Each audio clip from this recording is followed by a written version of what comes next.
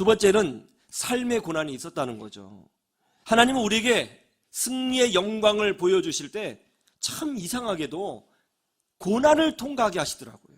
성경 어디를 봐도 항상 패턴이 똑같아요. 예수님의 부활 승리를 생각해 보십시오. 십자가의 고난이 없이 부활이 있을 수 있었겠어요? 십자가의 죽음이 없이 부활 승리가 있을 수 있었겠어요? 20년간 아이를 낳지 못하는 한 집사님이 있었어요. 아이를 가졌습니다. 얼마나 기뻐요? 배가 남산만해졌어요. 제가 집사님에게 물었습니다. 집사님, 아이 낳을 때 굉장히 아프다고 하던데 안 무서워요? 그러자 이렇게 답합니다. 목사님, 무섭기는 뭐가 무서워요? 우리 아이 이제 볼 수 있잖아요.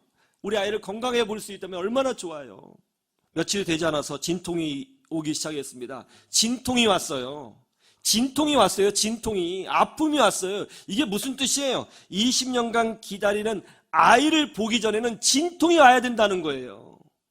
우리 인생에 진통이 오고 고난이 오면 그것이 곧 하나님이 주실 승리가 임박했다고 하는 뜻이라는 것을 여러분 믿으시기를 주님의 이름으로 축원합니다. 고난이 왔다고 해서 뒷걸음치거나 인생 포기하거나 다 때려치거나 그러면 안 되는 거예요. 여러분, 핸델의 메시아, 이 곡 잘 아시죠? 핸델의 메시아. 사람이 만든 음악 중에 최고의 음악이라고 하는 평가를 받고 있지 않습니까? 이렇게 대단한 핸델이요, 음악 사업에, 극장 사업에 돈을 좀 투자했다가 망했습니다. 그 돈을 막 빌려가지고 투자를 했는데 망했어요. 그래서 깜빵에 갔습니다. 그리고 그것 때문에 너무 힘들어서 신경을 쓰다가 중풍에 걸려서요, 반신불수가 됐어요. 그리고 빚쟁이들 날마다 찾아오는 거예요. 돈 갚으라고. 너무너무 고통스러워요. 이 반신불수가 되니까 작곡을 할 수가 없는 거예요. 음표 그리기도 힘들었어요. 자기 인생이 다 망한 것처럼 느껴졌습니다. 너무너무 비참하게 느껴졌어요. 그렇게 화려했던 음악가가 그냥 밑바닥으로 떨어진 거죠. 그리고 몸에 병도 걸렸고요. 빚쟁이들 찾아오고요. 사람들이 지나가면 손가락질하고요. 또 깜빵도 갔다 왔잖아요. 너무너무 비참한 거예요. 그러다가 어느 날 우연히 성경 말씀을 한 구절을 읽었는데요, 이것이 핸델을 완전히 변화시켰어요. 이사야서 53장 3절인데요, 그 말씀은 이겁니다. 그가 찔림은 우리의 허물 때문이요, 그가 상함은 우리의 죄악 때문이라. 그가 징계를 받음으로 우리는 평화를 누리고 그가 채찍에 맞음으로 우리는 나음을 받았도다. 이 말씀을 읽는데요, 눈물이 왈칵 쏟아졌다고 핸델이 고백했습니다. 눈물이 쏟아졌다는 거예요. 그러면서 이 땅에 오셔서 나같이 이런 비참한 인간을 위하여 십자가에 오르시고 부활하신 예수님이 생각났다는 거예요. 그 예수님이 너무너무 고마웠어요.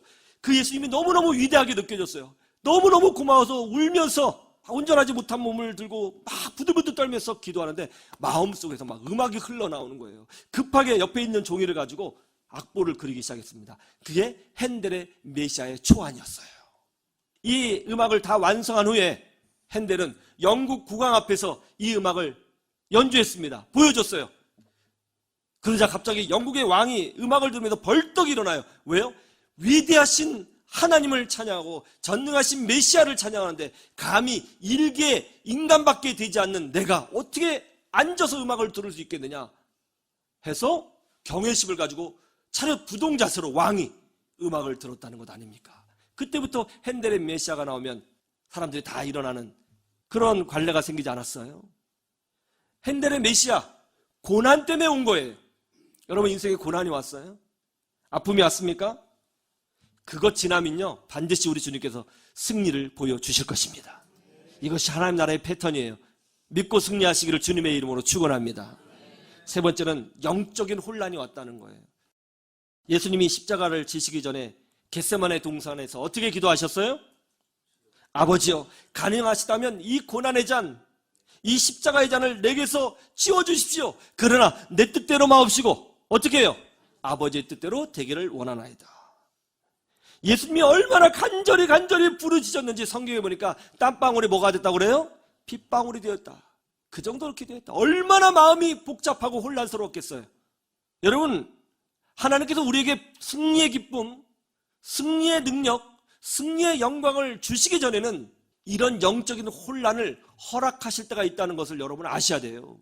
영적인 혼란이 왔다? 나쁜 것 아닙니다. 정리되는 시간이에요. 하나님의 뜻을 맞추는 시간이에요. 영적인 혼란이 오게 되어 있습니다.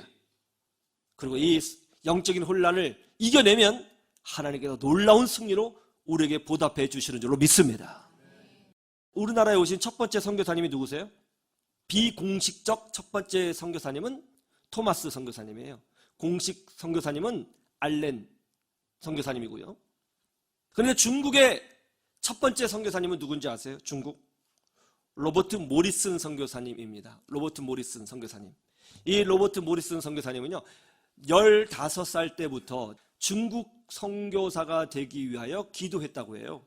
그리고 25살이 되는 해에 중국으로 들어갔습니다. 거기서 열심히 복음을 전했습니다. 그런데 중국 사람들은요, 이 서양 선교사를 좋아하지 않았습니다.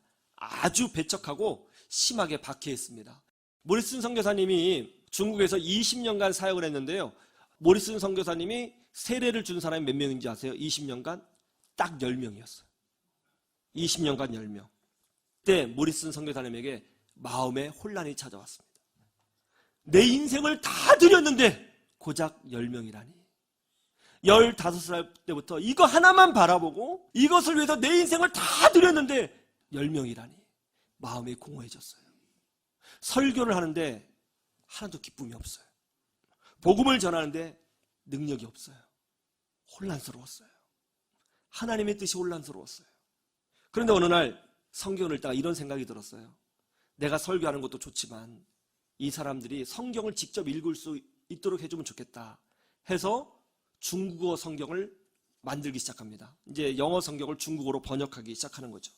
열심히 그 일에만 이제 매진하고 있는데 그때 하나님께서 마음속에 메시지를 주셨어요. 사랑하는 아들아, 낙심하지 말라. 네가 번역하는 이 성경을 통해 이 땅에 구원받을 사람이 하늘의 별처럼 많아지리라. 1834년 모리슨 선교사님이 하나님의 부름을 받게 되었습니다. 딱 10명 전도하고요. 그리고 중국어 성경 하나 남겼어요. 그런데 정말 하나님 말씀대로 100년 후에 이상한 일들이 벌어지기 시작했습니다. 실제로요. 중국에서 엄청난 일이 벌어졌는데요. 이 모리슨 선교사님이 이제 번역한 이 중국어 성경을 중국인들이 스스로 읽기 시작했어요. 그리고 그 성경을 읽고 회심하기 시작했습니다. 무려 성경을 읽고 회심한 사람이 13,000명이었어요. 그러자 그 소식을 듣고 이 서양에 있는 선교사님들이 중국의 역사가 일어나고 있다며 하면서 정말 많은 선교사님들이 중국으로 들어가기 시작합니다. 그래서 그 선교사님들이 중국에 들어가서 의과대학을 설립하고 병원을 설립하고 중고등학교, 대학교를 설립합니다. 교회를 설립합니다. 교회가 폭발적으로 부흥했어요. 그러자 3,445명의 중국인 자체 선교사가 나오게 되었고요. 중국인 성도가 33만 명으로 불어나고요. 그리고 10만 명의 중국인 목회자가 생겨나게 되었습니다. 그리고 100년 만에 이제 약 330배의 성장이 일어났는데요.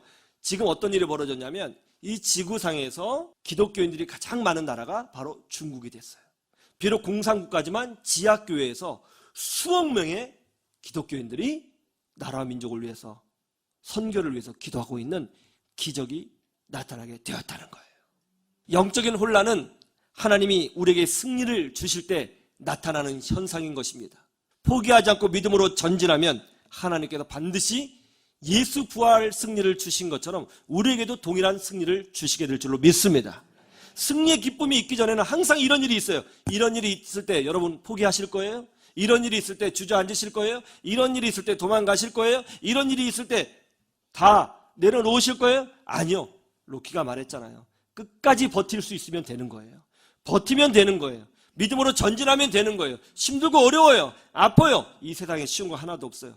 그래도 믿음으로 전진하면 결국 부활 승리를 우리 주님이 우리에게 보여주신 것처럼 우리에게 반드시 하나님의 능력으로 나타나는 승리를 보여주시게 될 줄로 믿습니다. 이 진리를 붙잡고 부활 승리의 능력을 체험하시는 여러분 모두가 되기를 주님의 이름으로 축원합니다. 축원합니다.